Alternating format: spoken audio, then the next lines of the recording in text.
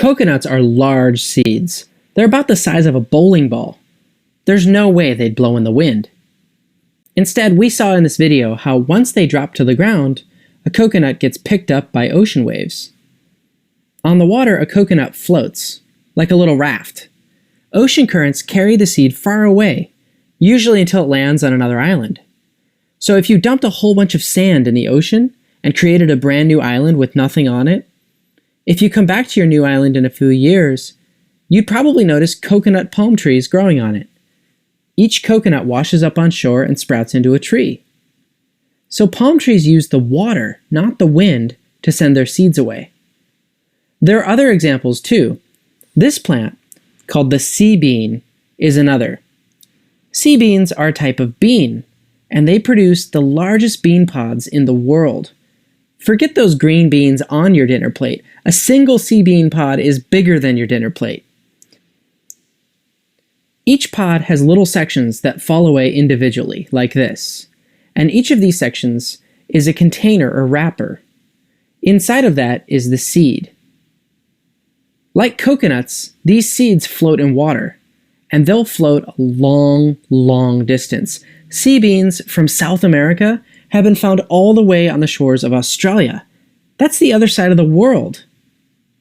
So floating on the water, could this be the solution to the mystery of how the koa trees traveled so far? Let's finally look at koa seeds and see what we can find. Notice the seeds are in a pod. It even looks a bit like the sea bean. Sending seeds by water so that they're carried by ocean currents, that works really well for coconuts and sea beans. But not that many plants spread their seeds by ocean current. And here's why. The ocean is salty. Salt water kills most plants, unless the plant or seeds have special ways to deal with that. The part of the coconut that we eat, the white part, is the inside of the seed. But on the outside is a thick shell. That's the dark brown part of any coconut. And then surrounding that is an even thicker shell, called the husk. If you've ever seen a coconut for sale at the grocery store, it almost never includes the husk. That part's been thrown away. So a coconut seed has all this protection from the salty water. That's why coconuts have no trouble with salty ocean water.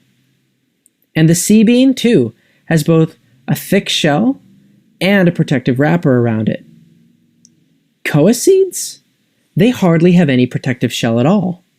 We've even done experiments, and we see that they die in salt water after just a few days. They won't grow or sprout once they've been soaked in salt water. But in order to make the trip from Hawaii to Reunion Island, koa seeds would have had to have floated in salty water for months. So as tempting as it is to think maybe koa seeds traveled on ocean currents from Hawaii to Reunion Island, it seems impossible. So we've seen that plants have ways of sending their seeds away in order to reach a good place for the seeds to find sunlight and grow. Some plants use the wind to carry their seeds, and others, like the coconut and sea bean, use the water to carry their seeds. So wind and water. Are there other ways that plants move their seeds? There are. You probably recognize these. They're cherries. Cherries are a tasty berry, a type of fruit. But think about when you bite into them. You have to be mindful of that stony thing in the center. That stony thing, that's not just there to annoy you. It's the seed of the cherry tree. Here in the background, you can see the cherries while they're still on the tree. A cherry seems like a very unlikely seed to get moved around much. It has no helicopter or wings to fly, and it would shrivel up in the ocean. But every seed has some way of being spread. Do you have any ideas how a cherry seed might get spread? Well, let's think about what happens with a cherry. As a food, it's tasty. And not just to human beings, but to raccoons, squirrels, and foxes too.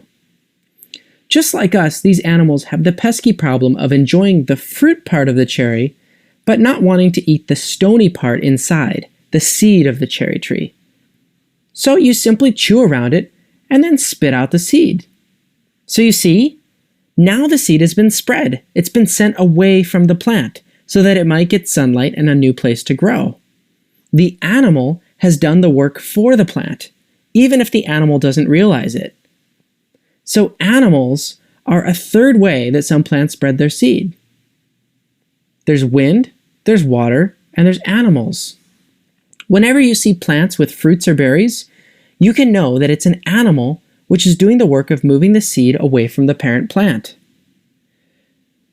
Perhaps it was an animal then which ate koa seeds and gradually made its way from one side of the globe to the other. A raccoon maybe, or a fox, or a mouse, or a squirrel. But we must keep in mind that there's no land connection between Hawaii and Reunion. They're both islands. With no path to follow, which animal could have taken the seeds from one island to the other?